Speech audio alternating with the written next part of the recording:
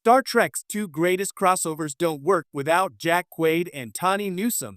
For over half a century, Star Trek has boldly gone into countless strange new worlds, experimented with every storytelling format under the suns, and broken the rules of what a sci-fi franchise can do.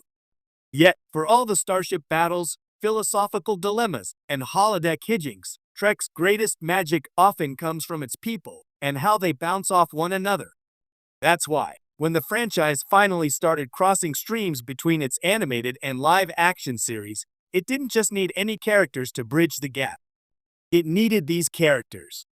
Jack Quaid's Brad Boimler and Tawny Newsome's Beckett Mariner, the irreverent ensigns from Star Trek, Lower Decks, aren't just side players in Starfleet history. They are the linchpin to two of Star Trek's most unforgettable crossovers. Without their infectious energy, comedic timing, and heartfelt chemistry, both events risked being clever gimmicks instead of landmark moments in the franchise. Let's dig into why these two Lower Decks troublemakers turned Starfleet legends are essential to making the magic work. 1. Star Trek Strange New Worlds Season 2, Episode 7, Those Old Scientists.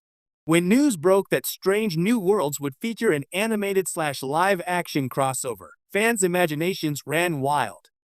Would we see TNG characters in cartoon form? Would Captain Pike end up a 2D caricature? But what Paramount Plus delivered in Those Old Scientists was even more delightful. Boimler and Mariner accidentally time-traveling from their 24th century Lower Decks timeline into Pike's 23rd century Enterprise. The risk here was enormous. Crossover episodes can easily feel forced, an awkward excuse to smash toys from different boxes together. Yet, Those Old Scientists is widely considered a Strange New Worlds highlight precisely because Quaid and Newsome make it work. Jack Quaid's Boimler is the perfect comedic foil to the reserved, thoughtful Pike crew. He's awkwardly fangirling over Spock, blurting out classified historical facts, and struggling to keep the timeline intact while still gushing about his heroes. Tawny Newsome's Mariner, meanwhile, is a masterclass in charm meets snark. She rolls with the punches of time travel, bonds instantly with Uhura, and injects the episode with a breezy confidence that keeps things from becoming too reverential. Here's the key. Quaid and Newsome embody their characters in live action exactly as they do in animation. They didn't water down the comedy to fit a more serious Trek show, nor did they turn it into a parody. They struck a perfect balance between Lower Decks' heightened absurdity and Strange New Worlds' earnest, classic Trek vibe. Without that balance, the episode risks tipping too far into novelty. The result is a story that's funny without undercutting Strange New Worlds' emotional core. Boimler's sheer joy in meeting his heroes is heartfelt.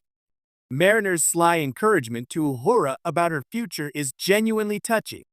And yet, there are still hilarious bits, the warp core selfie, the awkward handshakes, Pike's growing exasperation that make it unforgettable. If you swap Boimler and Mariner for more serious Starfleet officers, the episode loses half its charm. These two don't just visit Pike's Enterprise, they infect it with their chaotic enthusiasm, and the crew is better for it. 2. Star Trek Lower Decks Season 4, Episode 9 Caves. On paper, Caves doesn't sound like a traditional crossover. It's not a multi-ship team-up, nor a time travel rescue mission. But thematically, it is a crossover, one that blends Lower Decks' zany comedy with the grand tradition of Star Trek's bottle episodes and franchise-wide in-jokes. The premise is simple. Boimler, Mariner, Rutherford, and Tendi get trapped in a cave, a staple setting for countless Star Trek episodes. The catch? Each of them recounts a prior cave mission, triggering flashbacks in wildly different styles, including one that parodies classic TNG, another that channels DS9-style espionage, and even a Spock cameo that feels like it wandered in from a Strange New World script. This episode's success hinges entirely on the chemistry between Boimler and Mariner. Their banter frames the whole narrative, giving each vignette a comedic throughline. Quaid plays Boimler's escalating frustration to perfection. His character is over the caves, over the learning experiences, and hilariously vocal about it. Newsome's Mariner, by contrast, relishes the chaos, mocking his melodrama and reminding him and us why Starfleet adventures are worth enduring. Why call this a crossover? Because Caves acts as a bridge between Lower Decks' hyper-aware parody and the more earnest tones of past Trek. In one segment, Boimler's fanboy tendencies mirror his strange New Worlds visit, subtly reminding us of the connective tissue between eras. In another, Mariner's tactical brilliance in a serious flashback proves she can operate at the same competence level as any mainline Trek hero, despite her irreverent front. If Boimler and Mariner weren't there, Caves would just be a set of disconnected genre spoofs. Instead, their shared history, now including a live-action adventure with Pike's crew, gives the episode emotional resonance. When the Cave story resolves, it's not just a punchline. It's a quiet reaffirmation of their friendship, the kind that grounds all the absurdity in something real. Why they're the perfect crossover ambassadors?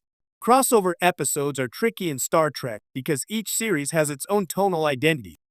The original series is swashbuckling and idealistic. The Next Generation is diplomatic and cerebral. Deep Space Nine leans political and serialized. Lower Decks is absurdist but deeply affectionate toward the canon. Boimler and Mariner succeed as crossover anchors because they are aware, both as characters and performers, of Star Trek's tonal spectrum.